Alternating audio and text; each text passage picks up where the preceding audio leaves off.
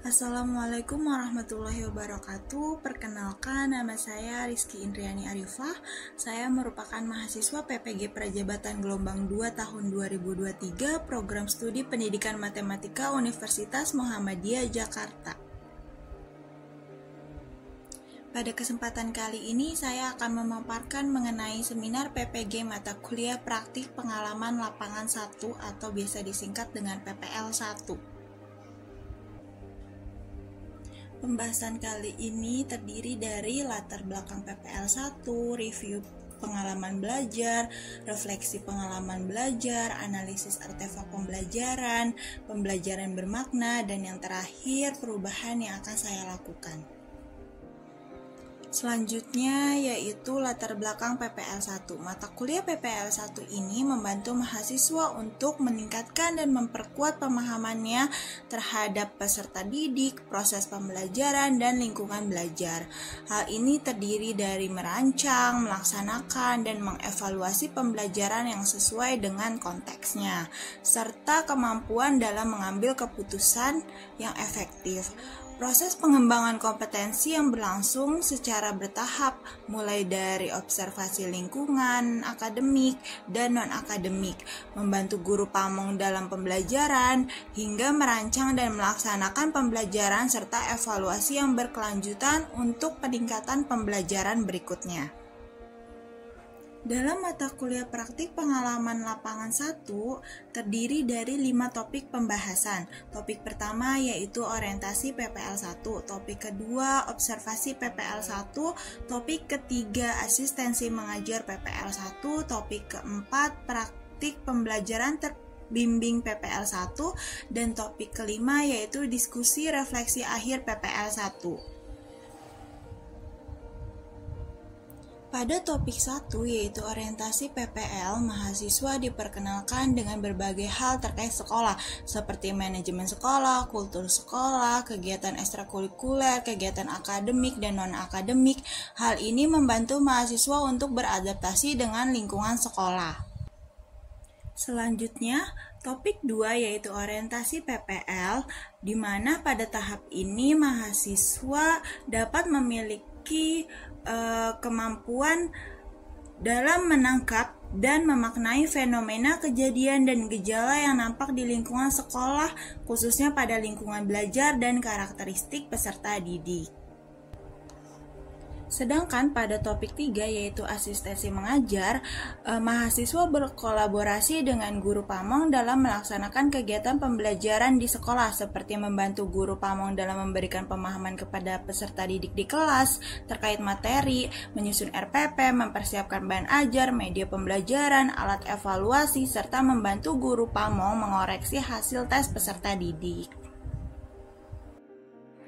Selanjutnya pada topik 4 yaitu praktik pembelajaran terbimbing, di mana mahasiswa berlatih mengajar dengan bimbingan intensif dari guru pamong atau dosen pembimbing lapangan.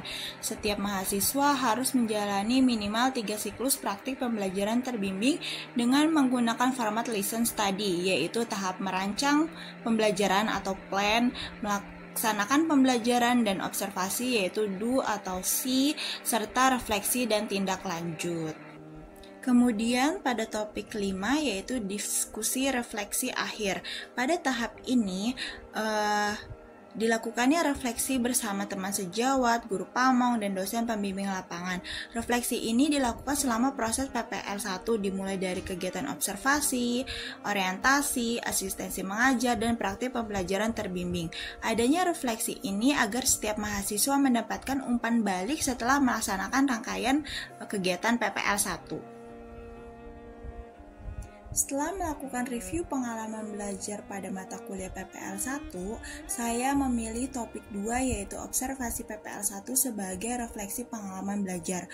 Pada topik ini sangat penting untuk dibahas secara rinci karena memerlukan pemahaman mendalam yang melibatkan observasi di lingkungan sekolah dan di dalam kelas. Topik ini juga sangat penting untuk dipelajari karena sebagai calon guru nantinya akan mempelajari berbagai hal yang berkaitan dengan budaya kelas, status sosial, minat belajar, kemampuan awal, gaya belajar, motivasi belajar, perkembangan emosi dan sosial, moral, spiritual, dan motorik peserta didik. Bahkan sebelum merancang dan melakukan pembelajaran di kelas, seorang guru harus mengetahui kebutuhan peserta didik sehingga modul ajar yang digunakan dapat sesuai dan tujuan pembelajaran yang diharapkan dapat tercapai. Pembahasan selanjutnya yaitu mengenai analisis artefak pembelajaran.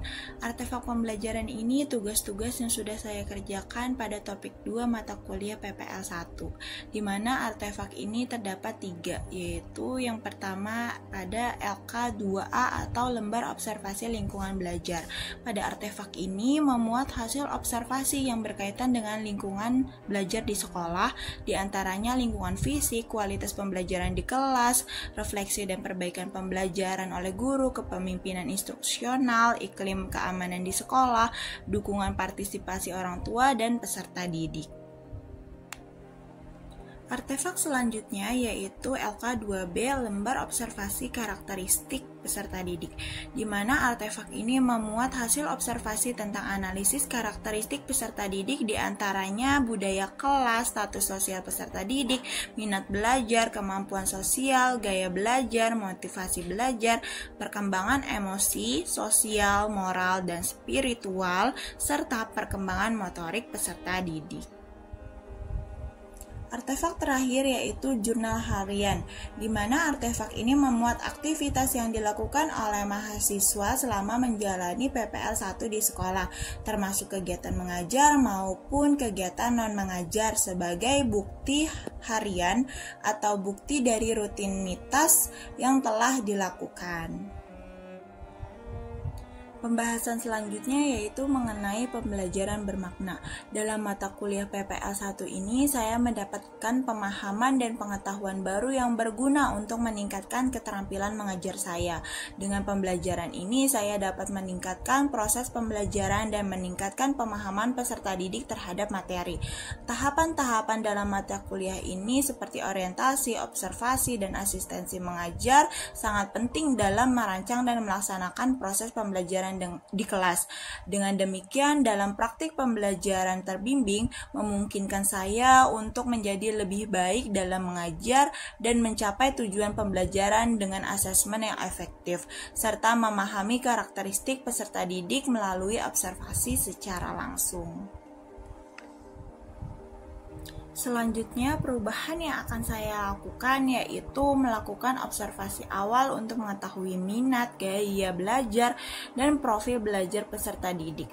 Hal ini berguna untuk pedoman dalam menyusun rancangan pembelajaran yang sesuai dengan kebutuhan peserta didik.